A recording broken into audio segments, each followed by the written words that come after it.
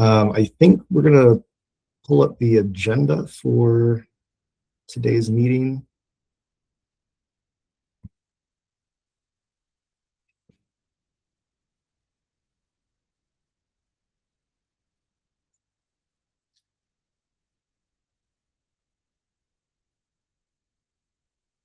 All right. Great. So today we are going to dig into advanced transmission technologies. We have some experts that we're going to hear from on these various technologies and mechanisms to encourage their use. Before that, we are actually going to finalize the work plan that we circulated and talk through some of the questions from our first meeting, just as general follow-up and housekeeping. So thank you to everyone who commented on the draft. We made some adjustments. When we get to that, Shannon will walk us through that. Then the bulk of the meeting will be hearing from PJM, talk about their approach to FERC Order 1920 compliance, and we will also have guest speakers from Julia Selker and Zach Zimmerman from the Watt and AMP coalitions. They're going to be explaining the capabilities of ATTs, as well as providing an overview of state and federal policy solutions. Then we will take a short break and get your reactions to experiences in Maryland. Before we get started with all of that too, we will take roll by organization. And if you're new to representing your organization, please introduce yourself, but I'll just go ahead and run down the list like we did last time. So I'll start with Governor's Office staff. I do know Safe is here. Hey, good morning, everyone. Safe Ratul, Deputy Legislative Officer for Governor Moore, work on energy policies. Thank you. And is anyone else? PSC staff. Hey, good morning. Roger Austin, engineer with the PSC. And we usually review CPCN filings for these transmission projects. Also on is Sophie McDonald, advisor with the PSC. All right. So for PSC. All right. Department of the Environment. Zach Schaefer, Assistant Secretary. All right. DNR. Hi, it's Ginny Rogers, Deputy Director, PPRP. Great. PJM. Good morning. Hey, this is Chris. Go ahead, Go ahead, Tim.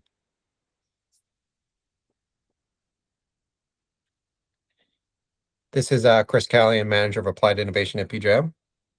And Tim Burdett, Director of State Policy Solutions at PJM. Mark Sims, Senior Manager of Long-Term Transmission Planning, may be joining us here momentarily.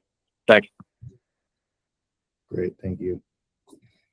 Exelon Utilities. I think Dan Weaver had a conflict. Is there anyone else on for Exelon?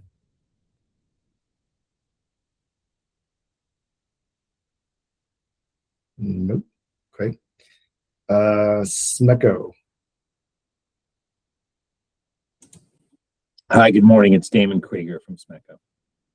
Thank you. Office of People's Counsel.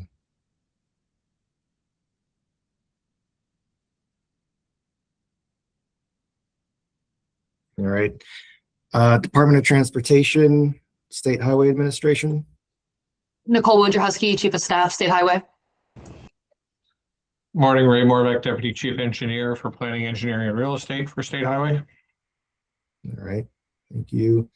Advanced Energy United.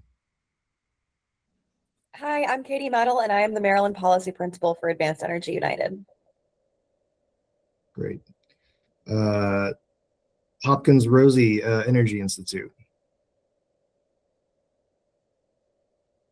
I think that's probably Abe.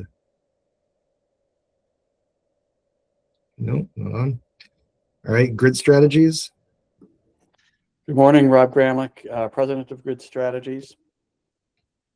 And I think we might do the watt and amp separately when they'll speak for those organizations, but they do also have Grid Strategies affiliation. Yep. All right. Thank you. And Maryland LCV. Hi there, Rebecca Rear with Maryland LCV. All right.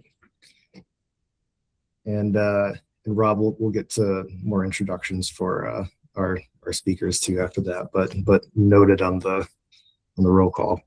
All right, great. So I'll just start off with a little bit of a refresher on what deliverables from the executive order today's panel is meant to inform. So Emily, go ahead and pull that up. So we are focusing on that part. If you recall, we had this worked up from our first session, and so we are focusing on that highlighted in yellow there. Encouraging transmission developers to evaluate and use ATTs and creating shared savings incentive mechanisms. So that's what we're focusing on today. So the work group will be making recommendations regarding ATTs, including specifically shared savings incentive mechanisms. Now I'm going to kick it over to Shannon, and she's going to review the updated work plan, which we will bring up on the screen next.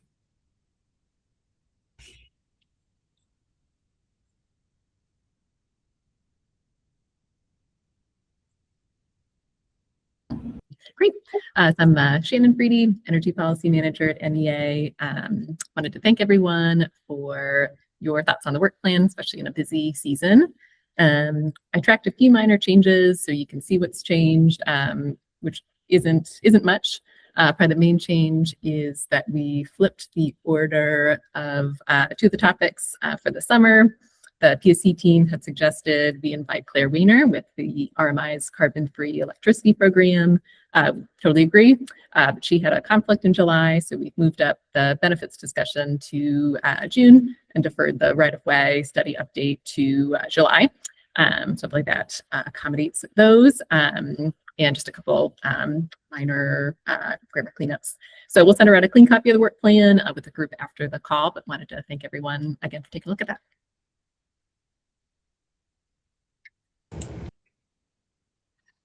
One quick question. Hi, this is Nicole Wojciechowski from State Highway.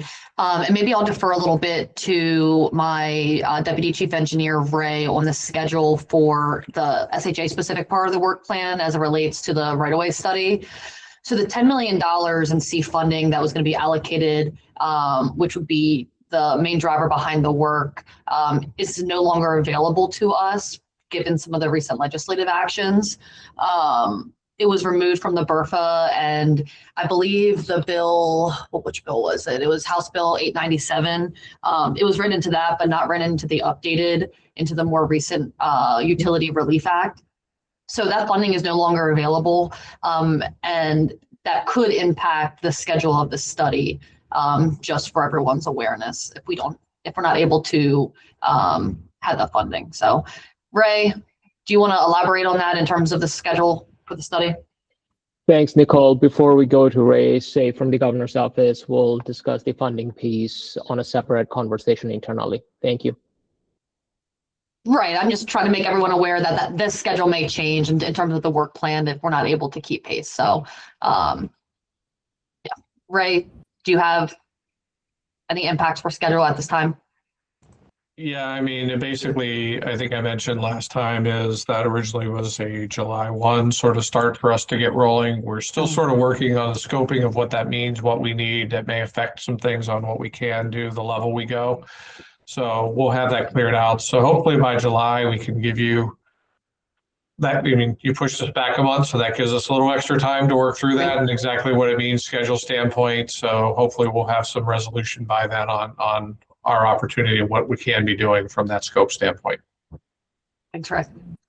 Great. I appreciate that flag. I think the intent there is for that topic to be a status update So we should have the disposition of both session and the start of the state fiscal. So yeah, I'm happy to stay in touch on that. All right, great. We will now go over to the questions that we got from last week. Kick it over to those.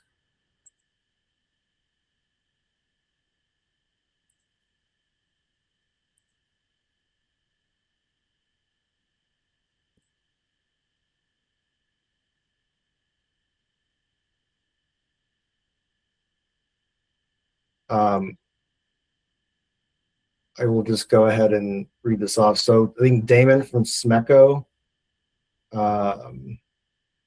you had talked about state-owned properties, I think in addition to the state highways. I think that was your comment on the work plan. So the order itself, let's see.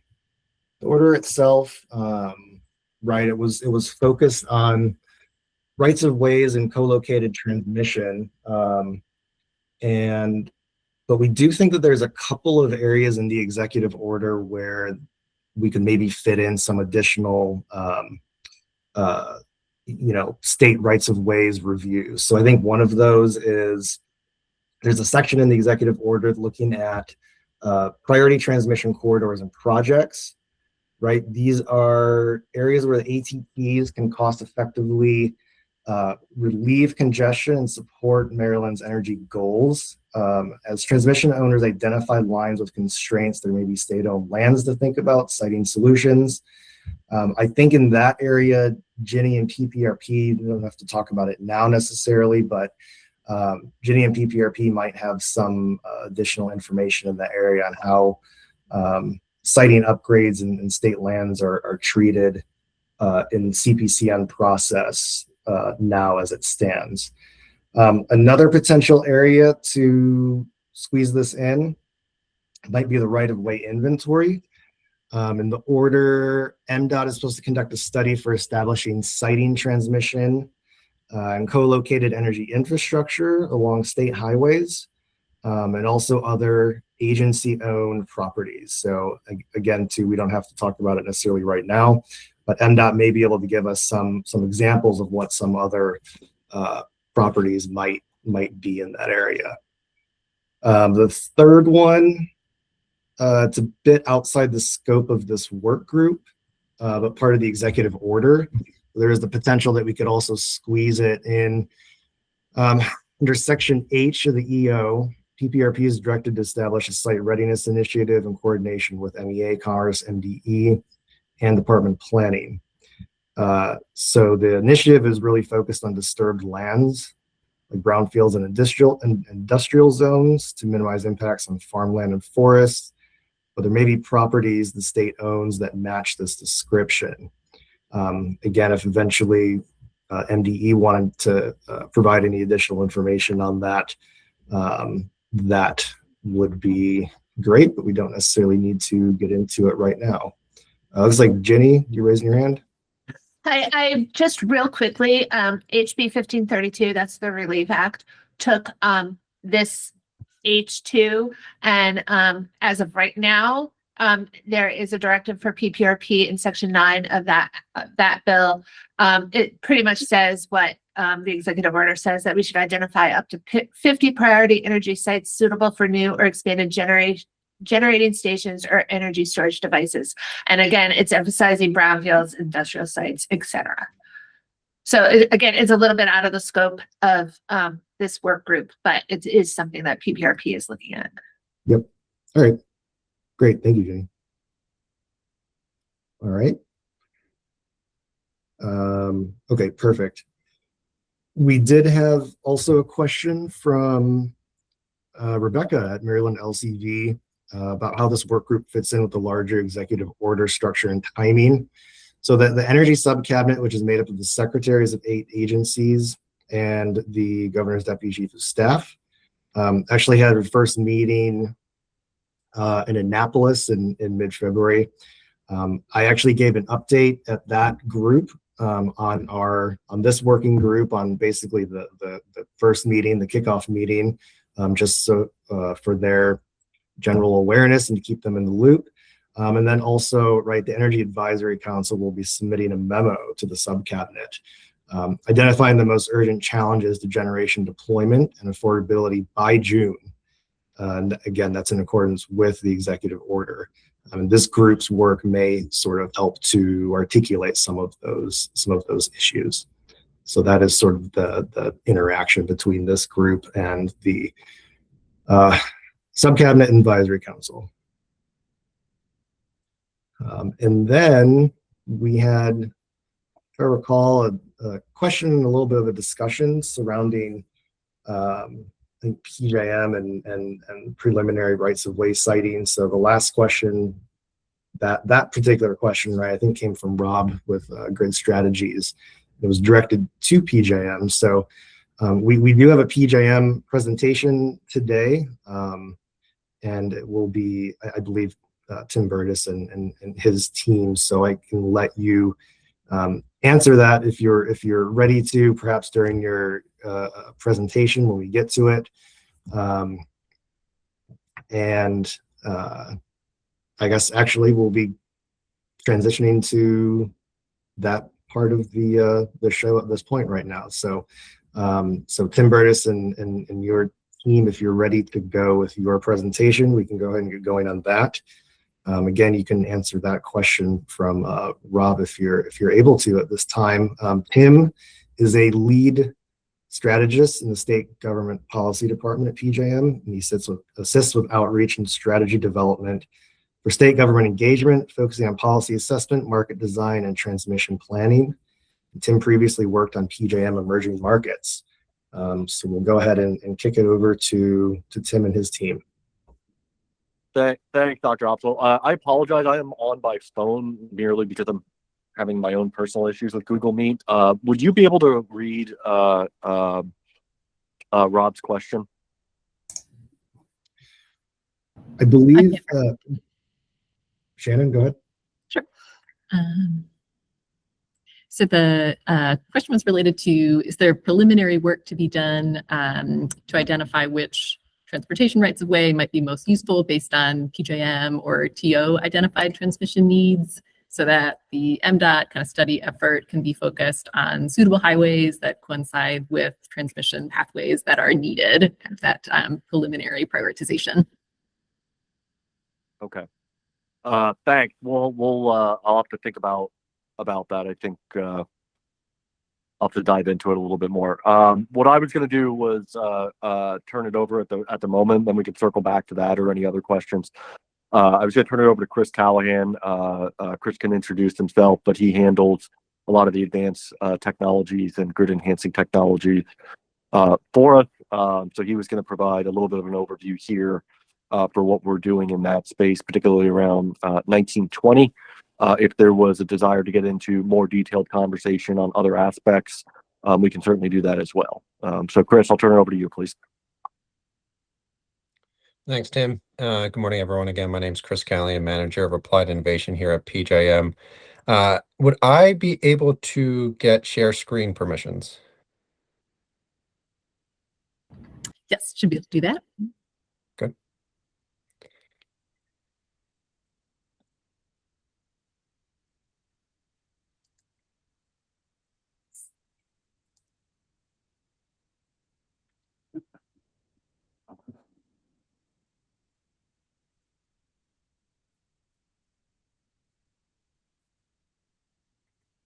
I'm not seeing it show up. Again, Google is not our native meeting platform, so we're having a few issues logging in. I'm happy to talk through my presentation, and perhaps we'll be able to share it after the fact, or I can email it over to somebody to share it on my behalf. But it looks like it's not letting me share screen. So, did you send it to us by chance? I know we were slated for the previous meeting. I am not sure if we sent it or not. If not, I can send it now. Yeah, why don't you go ahead and do that? Maybe we can just throw it up on the screen and run it for you. Okay. Apologize for this. And No problem. I know people have issues with Google, so that's where we go This is between not- Teams and Zoom and everything in between. Is there a good person to send it to? if you could send it to Emily Shea, I think she is probably the best one, either Emily or Shannon. And we'll drop her email in the chat. I appreciate that.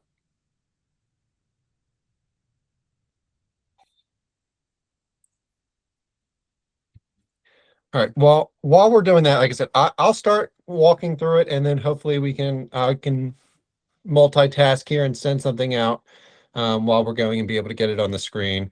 But as Tim mentioned, wanted to give just a high-level overview of PGM's approach to the ATT portion of Order 1920. See if this kind of fits what you all are looking for, and then simultaneously answer any questions. So happy to go through that. But this will be a pretty high level approach to what we're looking to do. So Emily, I just sent that over to you. Once you get it, if you can pull it up, that'd be great. So the first thing I like to go through is what is included in Order 1920 and 1920A. It states, and again, please pause and let me know if I'm reiterating points you already know or if there's any individual questions, but in the order, it's requiring in each transmission planning region to consider in long-term regional transmission planning and existing Order 1000 regional transmission planning processes for each identified transmission need to consider the following enumerated alternative transmission technologies, ATTs, or often referred to as grid enhancing technologies. And those include dynamic line ratings, advanced power flow control devices, advanced conductors, and transmission switching. So on top of that, what does each transmission provider need to submit? They need to identify within sufficient detail within their OATTs the point or points in the processes that these ATTs will be considered, whether regional transmission facilities that include ATTs would be more efficient or cost effective, and then culminate, their evaluation process in an explanation that is sufficiently detailed for stakeholders to understand why ATTs were or were not incorporated into those facilities. So that's just providing some high-level background of what is required in the order and kind of sets the stage for PJM's approach towards compliance. Within those orders, I think it's important to also recognize how those terms are defined, because I know there's various considerations for different technologies. So there's within the presentation some high-level definitions based on what FERC qualifies as advanced conductors, APFC, dynamic line ratings, and transmission switching. One of the big ones I like to call out is for advanced conductors. There's a lot of different advanced conductors, but per FERC, the real consideration here is anything present or future whose power flow capacities exceed the power flow capacities of conventional aluminum core steel reinforced, so ACSR conductors. So that really is a pretty broad definition in terms of what can be considered within advanced conductors. But again, as those materials are presented or shared across, I encourage folks to really check against those definitions as to what FERC is qualifying for each of the technologies. All that being said, what is PJM doing? So the one slide that I think folks will really be interested in is kind of the last one in the slide deck, which is PJM TOs and project proposers within the PJM footprints, what their requirements are. And those requirements are to consider the incorporation of ATTs and then provide justification, again, with that sufficient detail on why the ATTs were or were not included. So those two major hurdles are the responsibility of our TOs and anyone that is participating in our long-term planning processes. That's including Order 1000. Once those are submitted based on PJM's planning process, we will need to then evaluate those proposals. Again, that's including projects that have ATTs and projects that do not have ATTs through our existing process. And within our filing, we explain where in those processes the ATTs are submitted and evaluated. Hey, Christopher, really quick. We didn't get the presentation on our end. Could you make sure that it went through on your end so we can hopefully get those slides up? Yep. It looks. I will try one more time here. I'll try sending it to Shannon as well, just to see if it's coming through a little bit different. Never mind. It looks like we got it. Oh, there you go. Thank you. Sorry for interrupting. No problem. This is, like I said, this is the one where I wanted to spend the most time anyway. Everything else is just background that we have there for boilerplate, just to make sure that we're speaking all the same terms and coming off the same reference points. Thank you. But again, okay, so we are in a sponsorship model for planning. And if you go down to slide 7 is the slide that I'm looking at right here. Okay, so reiterate, our TOs and the project proposers submit the potential projects to PJM. They can include ATTs. They do not have to include ATTs, but whether they do or not, they have to provide that justification as to why they were or were not included. PJM then evaluates all projects, whether they include ATTs or not, through our existing processes. And then based on the information provided, we really, again, reiterate going back and validate that justification. One thing that we've done in recent history and will continue to expand on is memorializing those use cases where ATTs would be appropriate or may not be appropriate. And I see if we can go back to slide 7, I think we're switching slides here.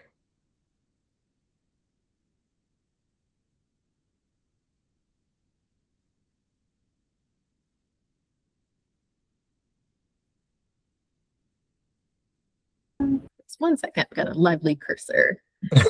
Good. All right.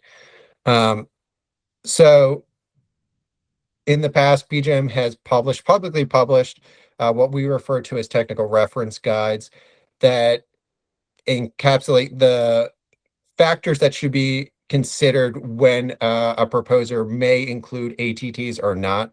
So things like for dynamic line ratings, a consideration of, is the path conductor limited? Is it station equipment limited?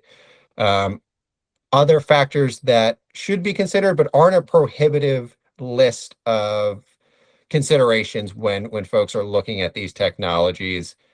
We also will, again, within our compliance filing, memorialize where in the processes the ATTs are proposed to PJM and when we will consider them within our current process.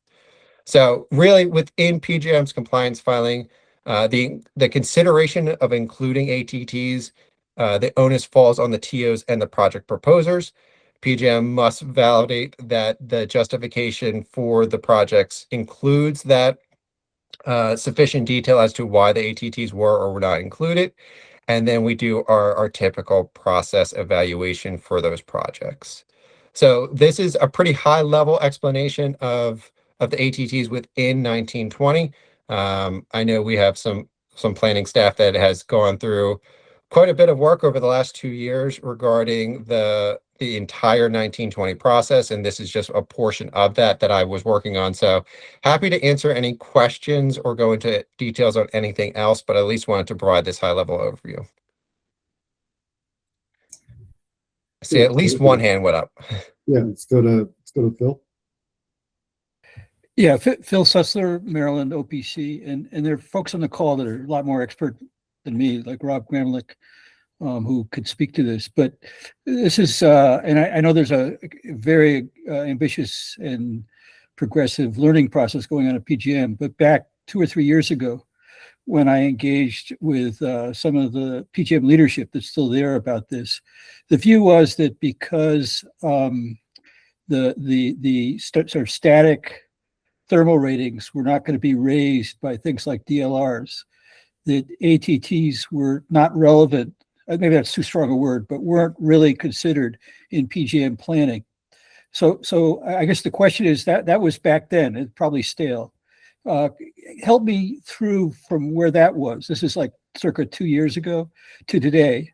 And then I'd be really interested in Rob's sort of views about how this is going on around the States and maybe around the world as well. Yeah, so I'll say the consideration of the technology, PJM was always taking the kind of a technology agnostic approach where I don't know if I would agree with the assessment that the DLR and others weren't or shouldn't have been considered within planning, but it relies on the TOs and the rating owners based on NERC 008 to consider the impact of things like DLR on their seasonal and long-term planning ratings. I think the introduction of these orders between 8/81/2023 and 19/20 have really gotten into the motivators for consideration of the technologies, and there's been further discussions on how they should be considered. But historically, it was that they weren't a typical part of the process because they weren't being included by the TOs or the project proposers, is how I would capture it. But go ahead, Tim. Yeah, so this is Tim Burtis, and also maybe just to translate a little bit, because I do recall what Phil is sort of referencing here. And I think, Phil, the comment at the time that you heard, and it still exists today as it relates to dynamic line ratings, was effectively in the planning context, if we had a violation, that violation is binary. Either the violation occurs or it doesn't at some limit, right? And the use of DLRs doesn't obviate whether that violation occurs or not. It just might modulate during the course of the year how often it presents itself, but it doesn't entirely displace the violation because it still ends up violating the line limit. So I think that was the context was that, like, things like DLRs where a violation exists, DLRs can be used for operational efficiency, but not necessarily as a tool for solving a violation that presents itself in that case. So yeah, and again, I don't mean to put Rob on the spot, but I'd be interested in his views. And thank you very much for the explanation. That sort of concurs with what the discussion was 2 years ago. But I guess ATTs are more broad than just DLRs. And then DLRs, there's sort of system, and this is above my pay grade, but there's system topology. So you can have, sort of one line, a DLR is just operational. I get it. But when you have multiple lines across a network with diverse weather regimes across the network, DLRs, in fact, can, probabilistically, can provide some additional planning flexibility that you wouldn't otherwise have with that, view from the past. And the other is the static line ratings. That's all going through a force field in terms of how those are actually determined based on the new learning. But I'm way ahead of my skis on all those suggestions. This is just stuff picked up in the reading. And I guess and the overall point here is and I'm encouraged that sort of more vigorous look at this stuff, because there could be potentially huge cost savings in using this as opposed to the stereotypical traditional transmission build. But everything I said is subject with a big caveat. I'm not an electrical engineer, and outside my field of expertise, obviously. Any comment or color on what I just said? I mean, Phil, it's Rob. I'm happy to jump in real quick. I mean, there is some, engineering truth to the idea that you might have heard from PJM or other transmission planners. That's, some of the technologies at certain times are sort of more kind of dispatchable, like we think of generation. Others are a little bit more, dependent on external conditions. And if you're doing a 20-year plan, then the planners tend to be conservative and assume, maybe the wind isn't cooling the line down, for planning long-term purposes. So that, that can be a factor. But I think you also hit on a key point that, probabilistically, just like, when we're assigning capacity value for different generation types, gas plants aren't getting more than, I think, 70% capacity value these days. Everything in a reliability context is really more probabilistic than deterministic. So that could be taken into account. And I know we'll have presentations later, but I think part of the issue, I think, is sometimes the modeling tools. There are new tools that do power flow modeling and can identify and optimize among various advanced transmission technologies that wasn't available in traditional PSSC or PSLF power flow modeling packages. And then, another issue is structural. I think PJM accurately identified the transmission owners kind of get to decide what goes on the lines that they own. But I do think the world would appreciate more independent PJM assessment of where the opportunities might be given PJM's regional scope and engineering expertise.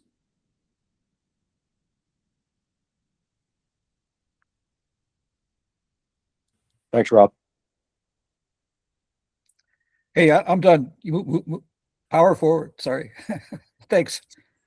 No, thanks. We're happy to have questions from the group. So are there any other questions for PJM? If not, I will toss one question out. So we have with PJM the ability to do the state agreement approach. And I think I'm just curious if for any transmission projects that would go in an SAA, has it ever been contemplated before to use ATTs or co-located rights of way? So I mean, has that ever been contemplated? And I guess what might that look like? Yeah, hey Ryan, I'll take a first shot at this. I mean, I think the question is, could they be contemplated? The answer is yes. Typically, the proposers themselves would be the ones that would be putting forward the different technology considerations, as well as, not exactly rights of way, right? But like the general route of the proposed project. I think in a state agreement approach environment, if that were put forward and there were a desire to really, I'll say it this way, exhaust all evaluation of ATT technologies, I think the state's 100%, especially within its right to say, hey, look, we're putting out this proposal. We want this category of GETS technologies to be evaluated, and to the extent that they're not within the realm of being a solution, if you put back on the proposal, we'd like to know why those don't rise to the occasion of being valid solutions. So I absolutely think that would be appropriate. Good. Thanks, Tim. And I think to the question of has this been done before, I am not sure. I would have to check with our planning staff to see if anything like that has been proposed previously, but I think Tim hit on exactly how it could potentially happen. I'm just not sure if it has in the past. Okay. All right, great.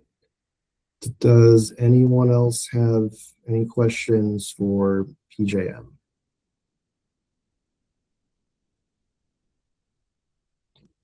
All right. All right, I think we will go ahead and switch over to our next presenters. Thank you, Chris, for your presentation. Thank you, Tim. All right, so we'll now turn to the Watt and AMP coalitions for their presentations on ATTs. So the Working for Advanced Transmission Technologies Coalition, WATT, educates policymakers and stakeholders on the value of grid-enhancing technologies and the barriers to deployment. Julia Selker is Executive Director of the WATT Coalition, Director of Policy and Strategy, and Chief Operating Officer for Grid Strategies.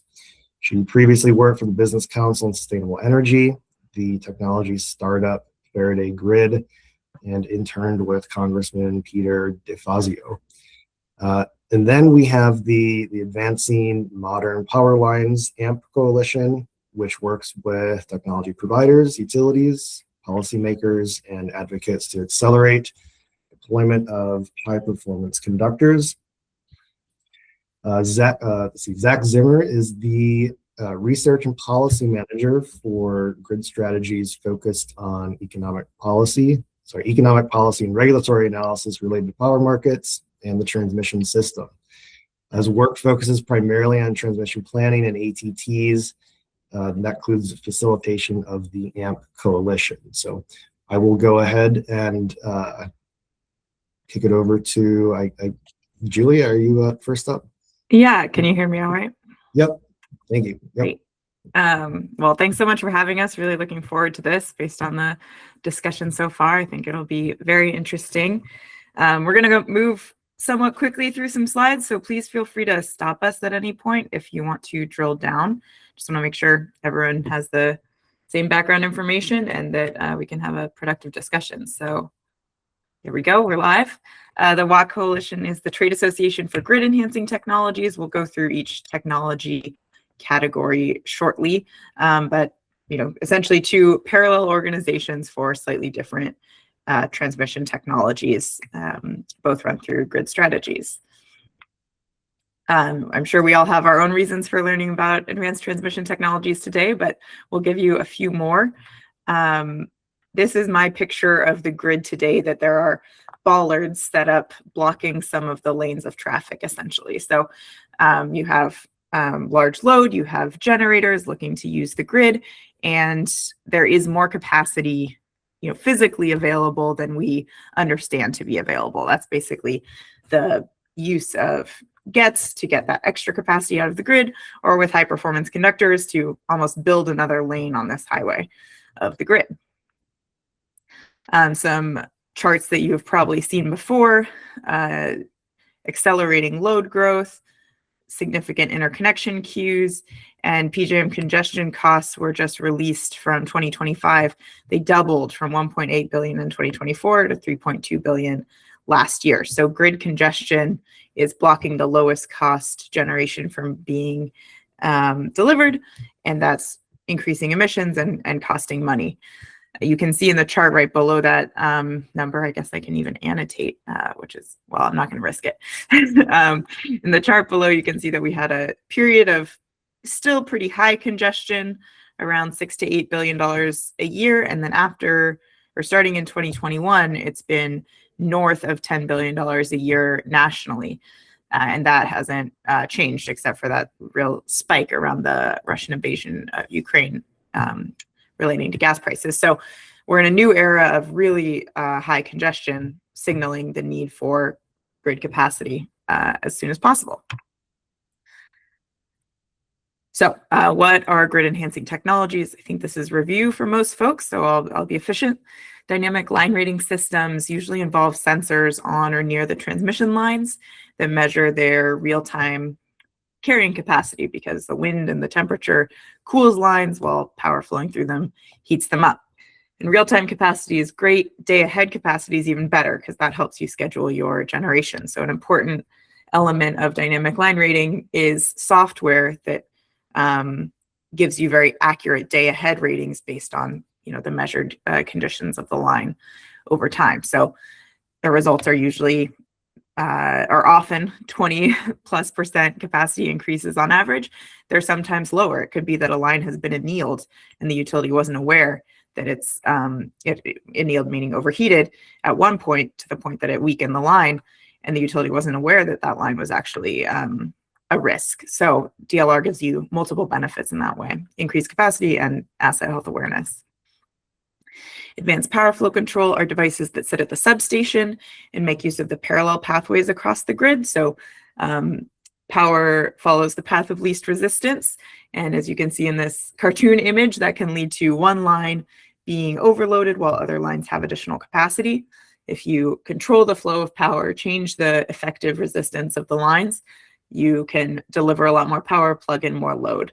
And then there's also reliability applications. For instance, I know at least one advanced power flow controller was never used, but it was installed in case of a contingency.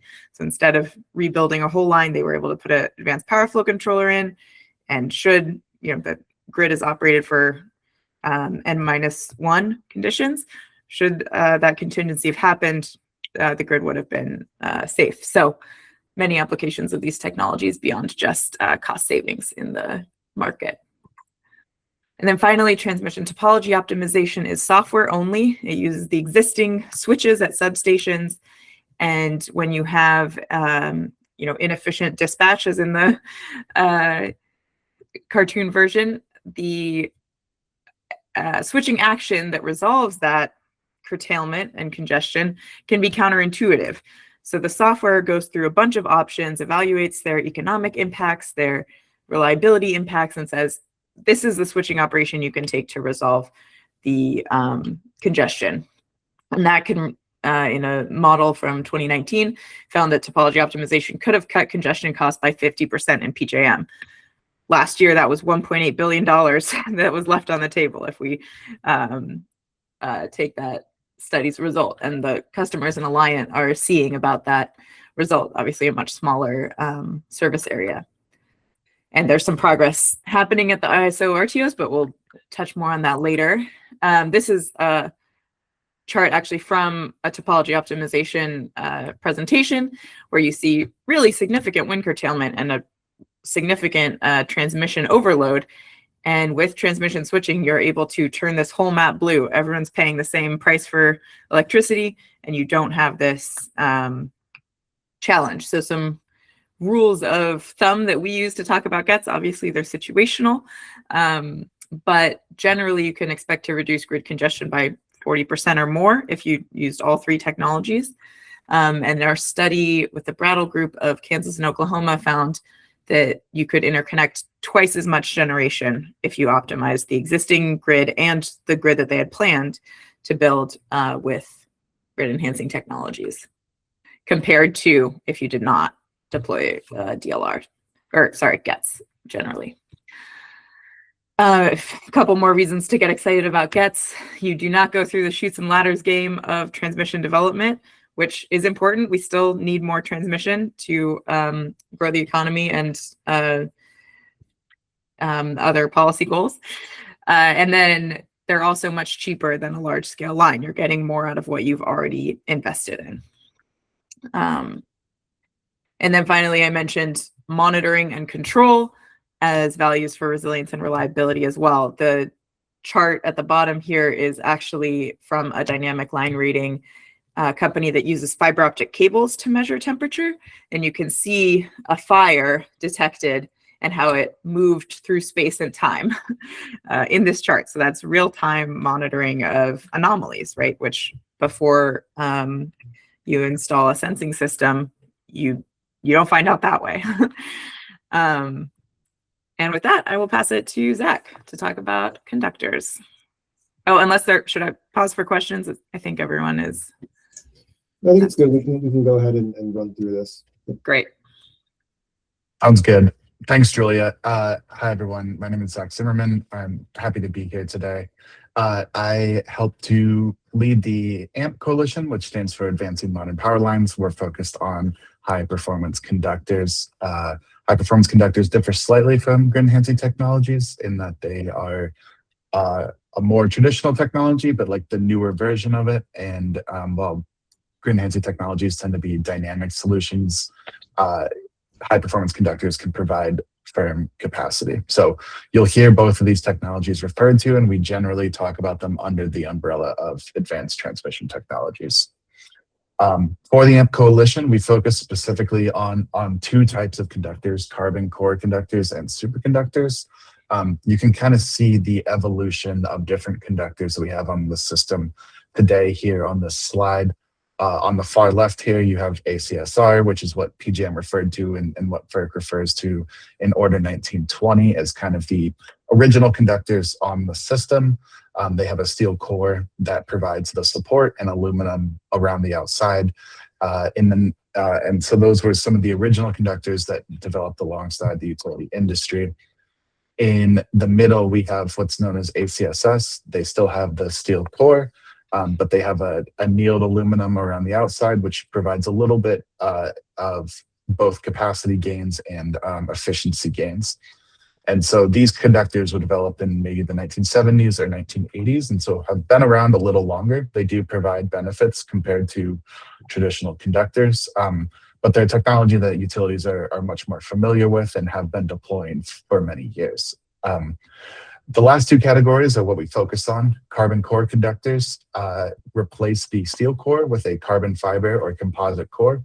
This is a lighter and stronger material, which allows more aluminum to be stranded along the outside of the conductor. This provides additional capacity and efficiency gains, and the carbon core reduces the amount of sag that the line has. So essentially, this allows for these conductors to be added to existing transmission towers, known as through reconductoring, and double the capacity within the existing corridor, reduce line losses, and they also can be applied to new transmission projects where you could either use about a third less towers or shorten the height of the towers because there's less overall thermal sag. Both of those things are important for siting and permitting considerations.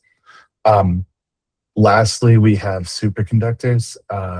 These are not necessarily as I think will be as widely deployed. They have particular benefits for highly constrained like urban or dense areas because they have very narrow rights of way, they often operate at lower voltages as well. So you can reduce the like substation or terminal equipment footprint. They also, I believe, will likely have good applications in undergrounding situations because they can carry 5 to 10x the capacity of a traditional line. Superconductors also have a lot of value behind the meter at data centers. So we're seeing a lot of uptake there. Sorry, Julia, you can go to the next slide. So as Julia said, I think you all are familiar with these technologies. So just to run through a few case studies quickly and talk about the benefits. One of the things that I mentioned was carbon core or composite conductors can be used to reconduct their existing lines and keep the existing towers, assuming that their health is adequate. Based on a study from the Department of Energy, reconducting with high-performance conductors can meet a lot of the potential load growth need that we're seeing in terms of added transmission capacity. There are a few case studies as well where reconducting the benefits have been quantified, and we see in Texas an example where customers are saving about $15 million a year from the added capacity and reduction in line losses. And then there was an example in Montana where a reconductoring project with high performance conductors avoided nearly $2 million that would have been required to fully rebuild the line, and then also provided some line loss savings. So Julia, if you go to the next slide. Overall, what we think about right now in this current context of high load growth is grid enhancing technologies and high performance conductors are kind of the fastest and most cost effective way to add capacity to the grid. As Julia said, we will still need additional transmission lines to be built, either to areas of new generation or just in generally to support the growing load that we have. But in the interim, many of these solutions provide some of the fastest way to bring on large loads or new generation. Next slide. Okay, so before we dive into incentives, we want to talk a little bit about some of the barriers that we see around the country to deploying these technologies. We, at a high level, see 3 barriers. First one is lack of experience or competing priorities and high workloads. Obviously, this is a unique time right now as we're in this era of large load growth. There's a lot of generation retiring and new technologies are coming online. It can be difficult to track and evaluate the new capabilities from all of these different technologies and also provide trainings or develop new processes. And so this this can slow the adoption of some of these technologies or lead to just not evaluating them and continuing to stick with what are like known quantities. The second barrier that we often hear is misaligned incentives.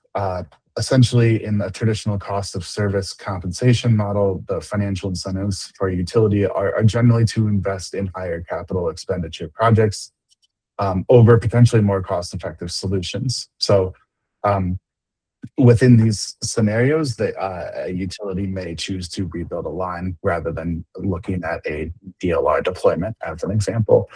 On the flip side, regulators can also be skeptical to approve new technologies, particularly if they may add costs to a project. So that's, again, in relation to these misaligned incentives. And that kind of leads to our final barrier around a need to better understand the benefits and costs of these projects.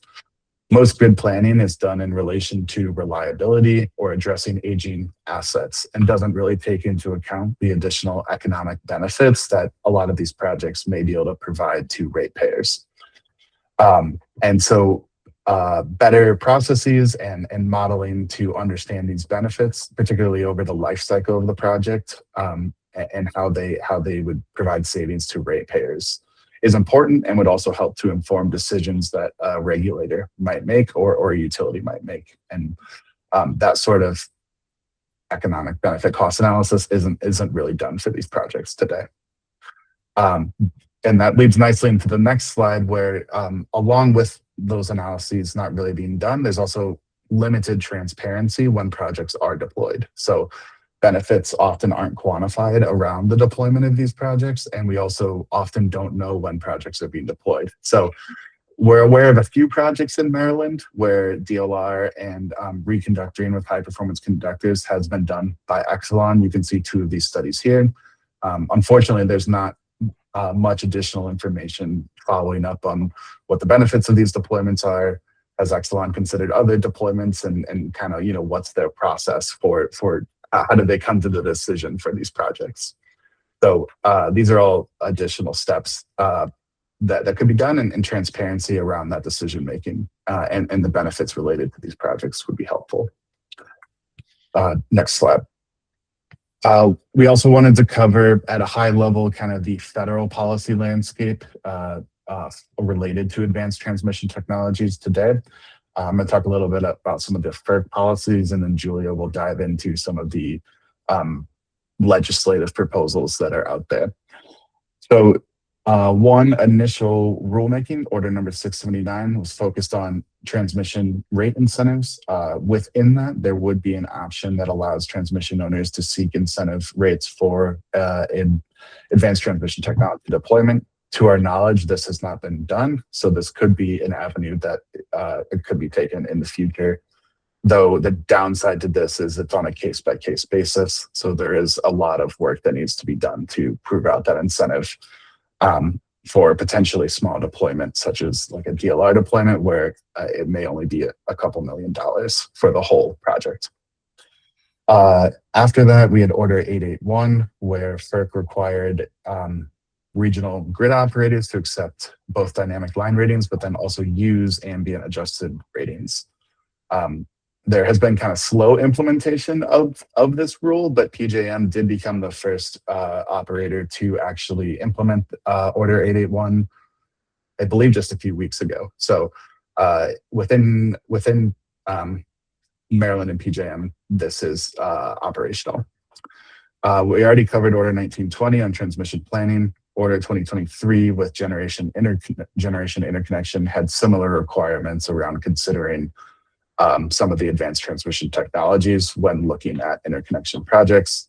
And finally, a rule that hasn't been implemented, but we would love to see action taken on it, is the dynamic line rating ruling. So this would build on Order 881 and require transmission owners to deploy dynamic line rating across some like high priority target lines.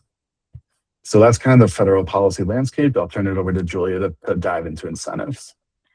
Great. Thanks, Zach. So I think this is the meat of what folks wanted to cover.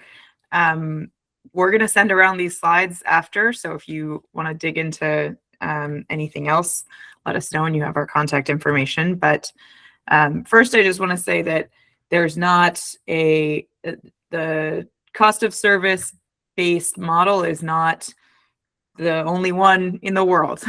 So that's what this slide is for.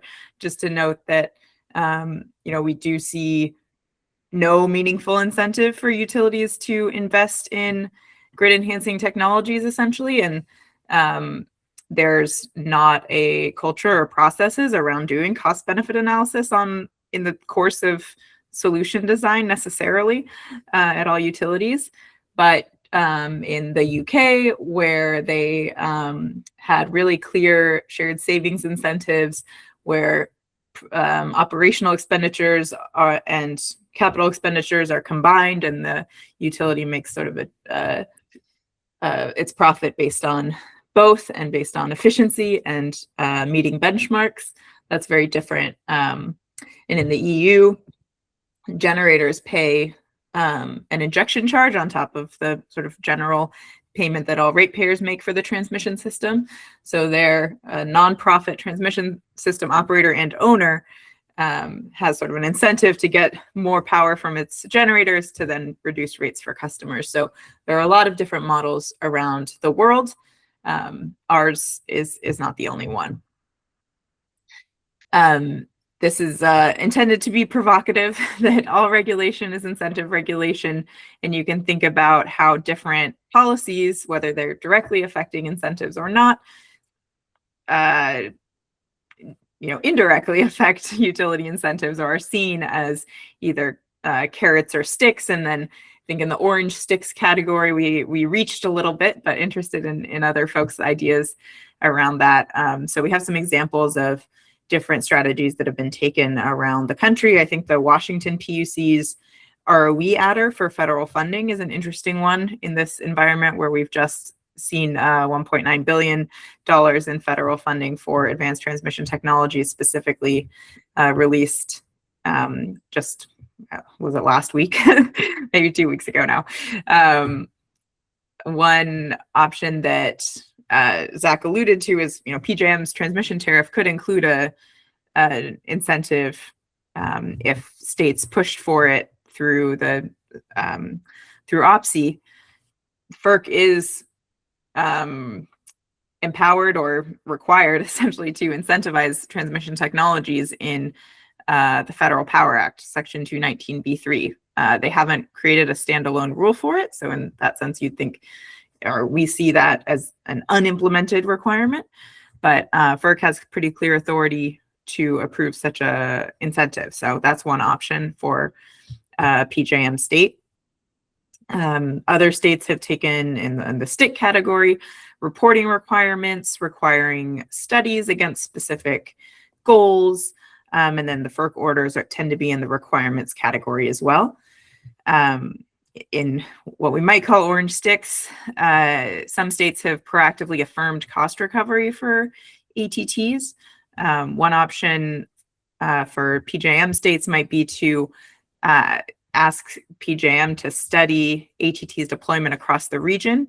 The lever that Minnesota used in its GET study was then requiring utilities to do implementation plans. It's not quite requiring deployment. You've probably encountered the fuzzy line between state and federal jurisdiction over the transmission system that I think in PJM, the line is harder for states to cross or to even find. States tend to not have retained much jurisdiction over the transmission system in PJM, but there is a possibility that this would work in a PJM state as well. So I hope that was clear enough, and happy to discuss any of these.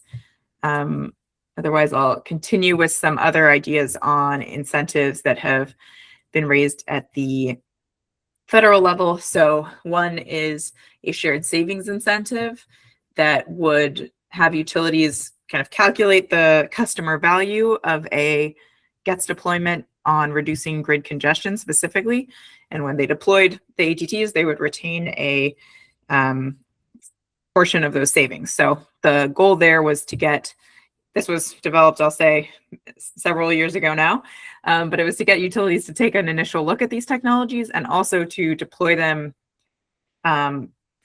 as a category, right? To look at how can we get the most out of this project by looking at DLR, APFC, topology optimization, potentially high performance conductors. How do we maximize the customer benefit rather than more technology by technology approach? So that's one concept. There's also recently introduced legislation that would allow utilities to retain savings from line loss reductions. That really only applies to high performance conductors, but it's a nice limited incentive that can be a testing ground for future expansion of that incentive. I think the issue with incentives today is it's difficult to know how utilities will respond, and we are in a state of urgency, right? Their customer bills are rising, load growth is coming, clean energy goals are coming due. So it can be challenging to design the right incentive given we've been in a cost of service paradigm for so long. Another bill includes technical assistance from the DOE and potentially increased return on equity for high performance conductors to, again, incentivize utilities to look at these new technologies. And then finally, I want to point to a relatively new idea that we're shopping around as the Watt and AMP Coalition. But you've heard about Order 1920, you've heard about 10 and 20-year planning. The situation we're in right now is that there's real operational benefits to get, for instance, in congestion management or interconnecting large load in a sub 3-year timeline. Utilities are doing a lot of planning in that sub 3-year timeframe. They're dealing with, maintenance and outages and construction, et cetera. So there's a lot of work being done, but it is all to maintain reliability. The question is, can we add a requirement to look at efficiency and look at cost effectiveness? And so we think, that's billions of dollars of savings on the line for the country every year. So we see a big benefit in taking a look at this near-term timeframe, creating some requirements, and kind of changing the paradigm, right? I think what you heard from, or where we are in the transmission planning paradigm is you have a transmission need that's identified through modeling, and then you have a transmission solution that will be deployed on the 5+ year timeframe often. What we're looking for is a mindset shift to, we're seeing, for instance, an operational constraint or a need for headroom, and looking for technology interventions that maybe solve 85% of the problem and get you to 85% of the solution, right? And then you build the transmission that you need based on those results. So a new idea that we hope will, or that we're expect some developments very shortly. So you'll stay tuned. And then we are happy to talk more about Spark funding, $1.9 billion on the available and matching grants across 3 topic areas where states and or utilities are eligible applicants. The concept papers, which are due next week, should not be intimidating. This is just an opportunity for DOE to say you're on the right track, or we're not sure you're on the right track. You have to submit a concept paper in order to be eligible for to submit a full application, but your full application does not have to look like your concept paper. So want to emphasize that, and then say 2 opportunities to learn more about the Spark funding. The Watt Coalition and AMP Coalition are hosting one webinar on the 26th to talk to vendors about what good projects might look like. And then ACOR is hosting a webinar with the former manager of the GRIP programs, who can tell you more about the process and what makes a good application. They are charging $100 to attend. If you send them an email about why that is not in the budget, I think that they will be gentle about that as well. So that's our whole presentation. Just a teaser of all of the further content in the appendix of this presentation. We wanted to arm you with as much interesting case study information and other context as we could, but also not go on for hours. So yeah, happy for a discussion or questions. Thank you both. That was very good, very interesting. I think just one quick question I had. One of the slides back there, you showed the different models across countries. I think Germany, it was, yeah, I think it was the throughput model. Can you explain actually what that is? I will do my best. So my understanding is, like in the US, the ratepayer, like transmission charges are on bills, right? They're paying for the transmission system mostly through that way, but some percentage of the transmission system, potentially low percentage right now, but I think they're moving to try and make it higher, is where the generators pay based on how much energy they put on the grid, which the generators are getting paid based on how much energy they put on the grid. They use the grid to deliver energy. It does sort of make sense.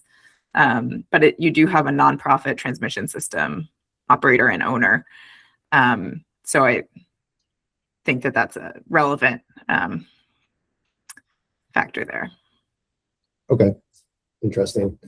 And then I guess, can I ask you to switch to slide 25? Yes. I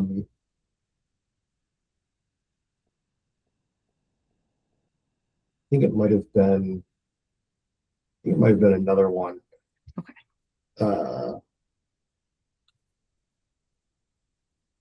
Yeah, one might be further. those numbers there on 24.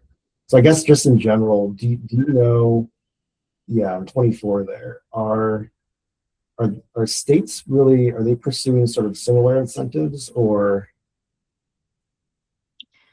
The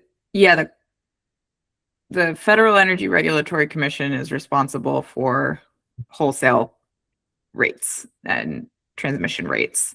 So if a state wanted to create incentives, where I have landed personally, not being a lawyer, is that if the money came from a different bucket that was not the transmission rate, then a state could create that incentive. Or if the transmission owner files under 679 a new rate that says we are getting an incentive for a system-wide DLR deployment, or 1,000 miles of reconductoring, and the state potentially writes a support letter or something like that saying this is our goal and this is an approved state approach, we don't see a reason why FERC would reject that. Well, maybe I'm too ambitious or optimistic, Zach. Well, I would just say, in a situation where there are unbundled rates between transmission and generation distribution, where Maryland has kind of turned that over to FERC for the transmission rates, I agree with Julia that I think an incentive, the best path for it would likely be through something like Order 679. It hasn't been done for advanced transmission technology, so I don't know that we could say definitively that FERC would accept it, but that seems like the most likely path compared to what some other states are doing, simply because those states don't still have bundled rates. And so that context is a little bit different for how they can think about some of these ideas. Okay. All right, thank you. Does anyone else in the group have any questions for Zach or Julia?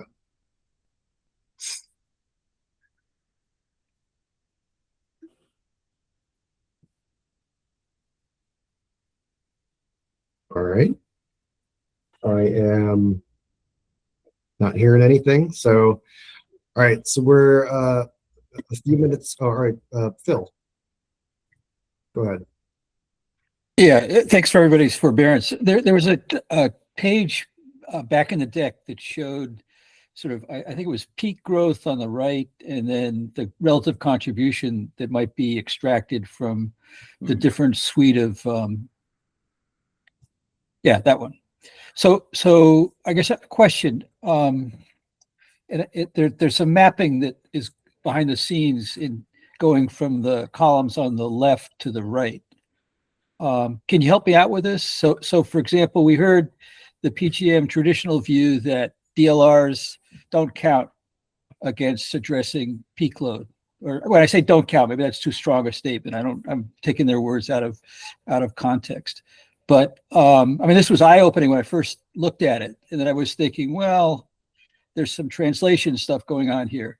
Can you help give me some color about this? Because the endpoint, I think you're right in terms of where the vectors are going, that there's some big benefits from adopting this stuff to address what we see as a peak load problem. And you've got winter, which is interesting, versus summer, because there's other stuff going on there as well. I don't mean to make this story too complicated, but this is a potential big takeaway. But getting it right and nuanced, I think, would be useful. Thanks. Yeah, I guess I'll start with, advanced conductors are clearly firm capacity. Topology optimization and advanced power flow control can also be firm capacity. It really depends on the application. But a lot of advanced power flow control deployments, I think, are set it and forget it. You don't adjust it based on anything. It's just redirecting power the same way. So I'll start with that. With DLR, it is more difficult in a planning time frame. So I don't want to spend too much time defending that. I do think we're going to learn more about it, and we're going to learn more how predictable the capacity increases are and how scenario specific certain needs are. I think that's one challenge. Generators are members of my coalition, and they send me stories of interconnection studies where the modeled spring shoulder season high wind scenario shows a 1 to 5% overload, and the idea that dynamic line ratings will not solve your problem in that scenario is just a little bit short of laughable, I think. It really depends on what you're studying and the constraints. So for me, that sort of situation is really the most important in the near term. Whether it works in long-term 20-year system-wide transmission planning is another question. But when you're preventing a new generator from interconnecting in the next 5 years because of this really small potential overload, and you won't apply dynamic line ratings, and your utility, I'll just be a little confrontational here, the utility is getting their rate of return on whatever upgrade they require of that generator with no meaningful recourse. That's when considering DLR and planning, I think, is just necessary to be just and reasonable. So we'll see how that goes.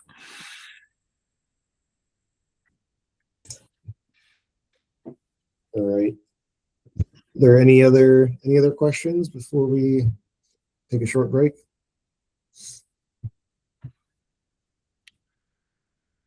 All right. Hearing none, we'll go ahead and take a 5-minute break. Let's come back at 12:29. I'll just call it 12:30. Then we can go ahead and finish up with the roundtable and wrap up. Thank you. Thank you. Thank you.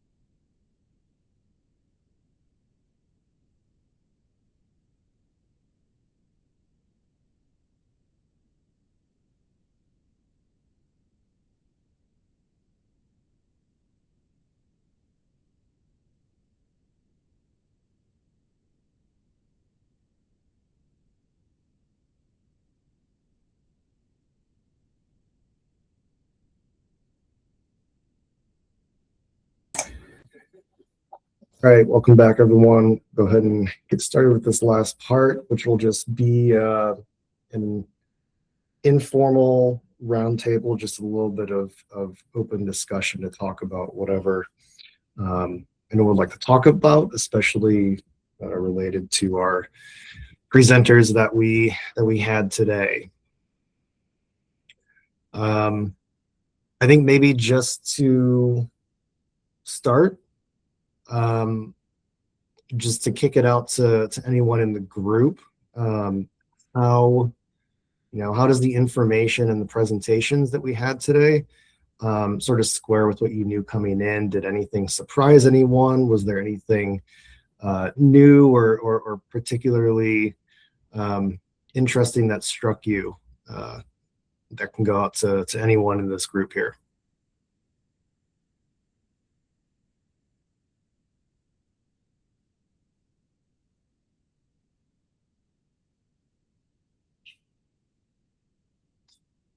All right. All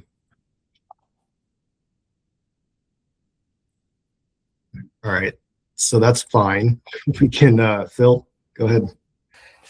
Yeah, again, asking for folks' patience. I know everybody's sort of, as I am, still mulling what was discussed. So maybe having comment in the moment is a little difficult. Maybe later on. But I guess a couple of thoughts. One is I'm still sensing this extreme conservatism from PGM. In part enforced by structurally sort of how they have to come at this stuff and interact with the TOs. And then, that the answers on that last panel that I asked about, I don't think were really adequate for grid strategies, because the suite of, and I could be wrong here, but I'm thinking the suite of improvements are hugely beneficial, but they're not going to attack in major part the big load growth. You need generation to support that, and there's trade-offs between transmission and generation. And that's maybe too much detail to engage in this discussion.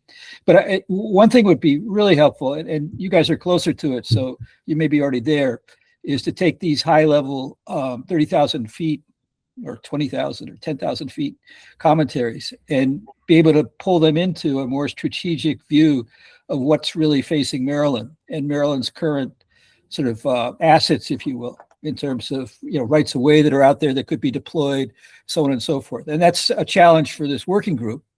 And it's helpful suggestions from these folks, and maybe we can recruit them to sort of help us further along in that bridge between these high level concepts that are out in the ether, nationally and everywhere else, but really getting them so that it's a more refined, pointed spear. If that's the right metaphor for use in Maryland. And I'm not much more helpful than just pointing out the problem. I wish I could advance that discussion further, but that was my take on the discussion today. And I'm sure I'll rethink and maybe regret some of the things I just said, but as I think about it more, but there you go. No, thank you, Phil. That's very, very helpful. And I think that is sort of what we are driving towards in this group, right? Like, we do want to figure out what is going to be the best approach for Maryland. What are some of the areas where we can be applying these different technologies and different approaches to transmission and ultimately improving the grid and driving down costs. So I think we're all sort of on the same page there with that, but that's certainly very, very helpful. It's definitely the aim of this group and the sub cabinet as well. All right, let me ask another question, and it's supposed to be a question for the utilities, but I think we only have Smeko here, so this might be for you, and if you have to get back to us on this, that's fine. But the question is do you does the deployment barriers that you have seen, I guess, in your planning process, sort of match I guess some of the barriers that have been presented here, do they sort of match what your companies and the planners at your company, I guess at SMECO, are sort of seeing? Are there any other sort of issues that you could maybe point out to this group here of some additional issues that you have had, or some additional barriers that you're seeing? Just sort of a practical, pragmatic, on the ground planning look at what the utilities are actually experiencing and maybe experiencing in Maryland. So sorry to put you on the spot. SMECO, unfortunately, Exelon's not here. But if you have anything to add on that. Yeah, this is Damon. Ryan, can you hear me okay? Yep. Yeah, so unfortunately, the others are not there. So just so everybody appreciates, so SMECO is a transmission owner. We are a member of PJM. We have very limited FERC jurisdictional transmission assets. We have 230 system that rings around our service territory. We do have a robust sub-transmission system, which is at 69 kilovolts. So it's not at the FERC level, but we have considered, I mean, in terms of barriers, I'm not sure I'm aware of any specific barriers. We certainly consider advanced technologies as part of our planning process. And in fact, and I think Shannon asked this question to me in an email, as part of a GRIP fund that we received for our 69 kV system, for a rebuild of a 69 kV facility. We did deploy advanced conductors in the form of composite conductors. It wasn't so much for capacity, but rather as an opportunity to really lower the tension and reduce loading, such that we didn't have to use as much concrete, for example, which resulted in substantial, many millions of dollars in savings for our customer members. So there are a whole host of benefits beyond, I think, just increasing capacity on existing facilities from at least researching and considering advanced technologies. So for us, again, you probably get more insights in terms of capacity benefits from the other Maryland utilities, but it certainly is something we do consider and have considered, and again, are using in a current project that is receiving federal funding. And we're looking at projects as part of GRIP 3 too. So we'll see if there's opportunities there as well. So I'm happy to entertain questions, Ryan. I'm an attorney and a strategy person, a sustainability person. So I don't have as much technical knowledge as certainly others on this call, but happy to try to answer any questions that I can. Yeah, that'd be great. Yeah. If anyone has any questions for Damon, please, by all means. I think that was very, very interesting and informative, especially learning about the particular project and the savings that you got from it. So it's very interesting. Does anyone have any questions for Damon?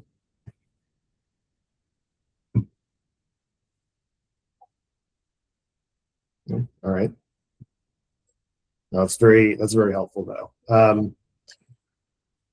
Does anyone else have any additional questions for maybe any of the presenters? Anything that Watt and AMP were talking about?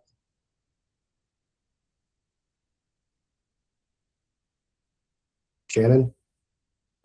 Yes, and I'll defer to any work group members, but was interested if we could sort of kind of tie these two threads together in terms of the capabilities of ATTs and some of their emphasis in Order 1920. So I think questions for both the Watt and AMP teams and for PJM. I think Tim had to jump. I know that's kind of the theme of today, but if you're able to field this, Chris, or take it back, kind of interested in, I think, one for Julia and Zach. Are you all kind of thinking about Order 1920 in terms of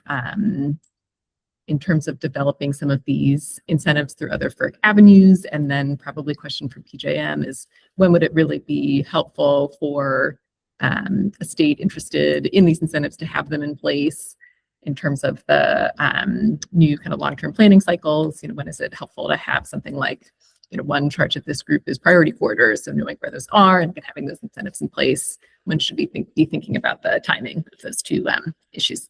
Thanks. I can start. I think for Order 1920, not only is it for longer planning horizons, but full implementation of that order. I don't even know the timeline, so be interested to hear from Chris how many years it will be until the analysis required under Order 1920 leads to projects. I think hopefully with the writing on the wall, utilities will take ATTs more seriously, but I don't think any state should consider Order 1920 as a solution to their near-term challenges or goals. I think that's hopefully an answer to your question. And while I have the mic, I'll just say I'm curious from Phil for the point about trade-offs between transmission and generation. To us, or to me, transmission is a enabler of generation. You need the grid to build more generation and plug it in mostly, especially as you switch from different resource types that you need to pump in from different areas. So yeah, I just wanted to throw that out as well. Thanks. And happy for clarifying questions too, or to continue. This is Chris again. I saw Phil throw his hand up, and I think in response to Julia, but I'll try to, or I'll likely punt from PJM and try to bring that back to the planning experts to give you a more specific timeline. My general answer is always the sooner the better in terms of engagement and the timeline, but I will bring that back to the SMEs that really know kind of what that will look like and what the preferred engagement would look like from the state. So I will take that back and follow up. Great, appreciate that. And Phil, looks like you have your hand up.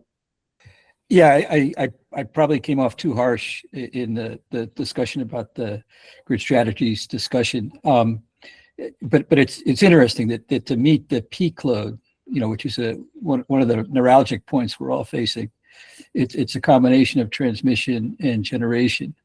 And in Maryland particularly, and maybe I'm not seeing the whole thing because of myopia in one of my eyes, but there's some important decisions about transmission capacity into the state and generation either in the state or outside the state, utilizing that transmission capacity into the state. And so things like GETS could be hugely enabling for Maryland to better participate in a regional market where they're procuring cheaper energy from out of state versus in-state generation. I'm touching on stuff that's highly controversial, and we've got folks who are I guess not the Exelon folks particularly are deeply involved in these discussions at the legislature. But so there's a whole set of issues that I didn't mean to undercut in sort of my earlier comments about that particular page in the grid strategies presentation. It's important. And it's sort of the questions that come out of and responding to that panel inform a whole bunch of additional questions that I think could be helpful for this group. And I don't mean to volunteer for something, but with Shannon, maybe I'll coordinate some points that folks might want to get a better handle on what I'm describing, and subject to your judgment whether they're worth pursuing further in the work group. Thanks. And apologies again to the grid strategies folks. I didn't mean to be too harsh. You're describing an awful lot of complicated stuff and trying to do it succinctly. And as always, there are some not shortcuts, but things you got to do to accomplish that. So thanks. No problem. Thanks for clarifying. It's interesting points, and would love to follow up with you at some point.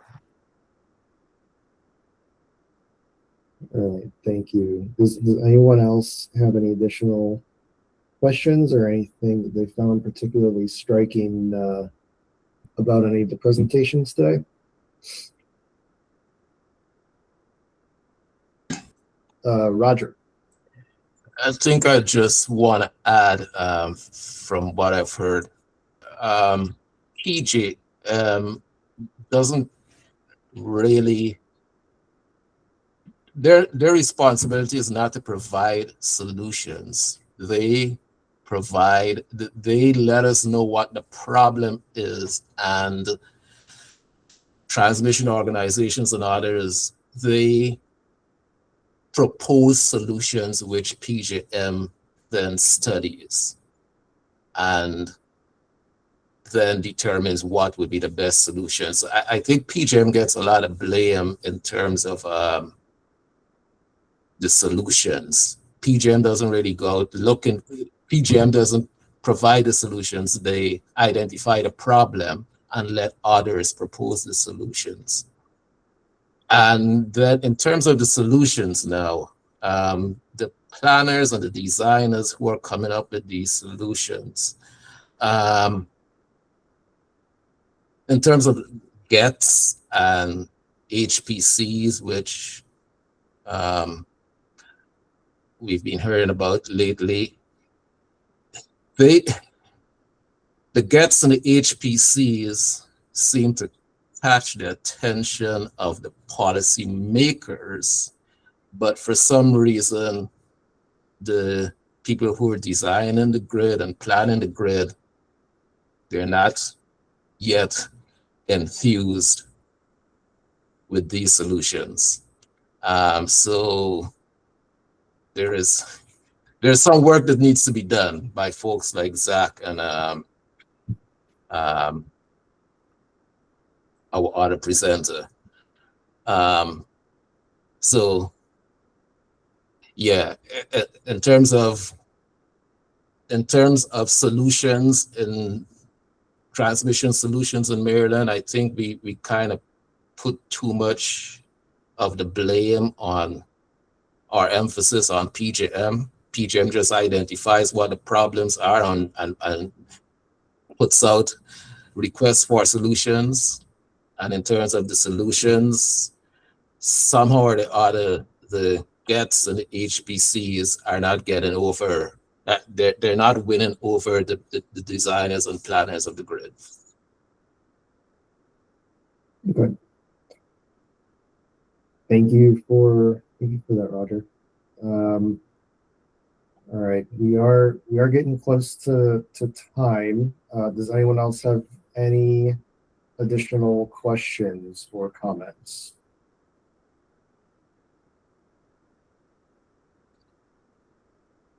All right. Zach? Yeah, thank you. I just wanted to quickly chime in for Roger. Agreed, and we did discuss a few of the barriers within the presentation, but I understand what you're saying about uptake for some of these solutions being slow. One of the things that we included in the appendix of our slide deck that we'll send around is a checklist that you all as like the Public Service Commission could focus on with the transmission owners such as BG&E that kind of walks through some of the things that we think are important for these transmission owners, like steps for these transmission owners to take in order to, have these technologies be just another tool in the toolbox. That's the idea at the end of the day for us, is that that's how they're implemented within utility operations and planning processes is another tool to utilize. I think that's great, and you're on a call with engineers and planners, so I think there's a lot of people on here that love checklists. Yeah, that would definitely be helpful. All right. All right, great. Let me just turn briefly and just remind everyone about something that Julia brought up earlier. The Spark funding.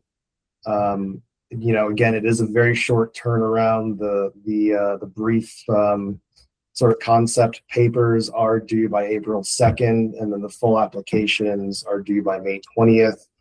If you want to do the full application, you need to get the concept paper in by April 2nd, and it looks like DOE is probably going to be making selections in August of 2026. So I think, in the past, MEA has provided support letters for federal funding applications. So, if your organization is thinking about pursuing Spark funding, please let us know so we can have a discussion about that.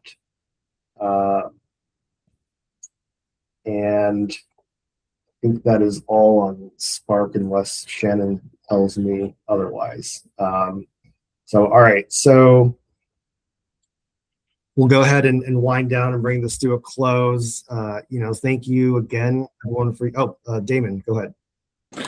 Yeah, Ryan, real quick, who should be the contact at the MEA to try to coordinate or facilitate any support letters like you just mentioned? You can go ahead and reach out to Shannon on this call, Shannon Freedy. Will do. Thanks a lot. Thank you. All right. So yeah, thanks again for everyone that participated, all the good questions and discussion, and especially the presenters from Watt AMP and PJM today. We went over, a few adjustments to the work plan today based on feedback from the group. I think that's pretty much finalized at this point. We also talked about some follow-ups and some of the questions raised at the last meeting. We will do the same at the next meeting. We heard from PJM about their thinking on advanced transmission technologies. And we also, of course, heard about advanced transmission technologies from AMP and Watt coalitions. And I think, if I'm not mistaken, we have the slide decks from everyone that we will be able to make it available. And I think we may be able to circulate some draft recommendations on incentive mechanisms and ask you to react to them while they're top of mind. Our next meeting is set for 11 a.m. Tuesday, May 5th, which is after the legislative session, which is going to be good news for all of us that are involved in that. We will not have to deal with that anymore. So, all right. Thank you, everyone. Again, and look forward to the next meeting. If you need to reach out at all, reach out to myself, Shannon, or Emily, and have a good day. Have a good rest of the week.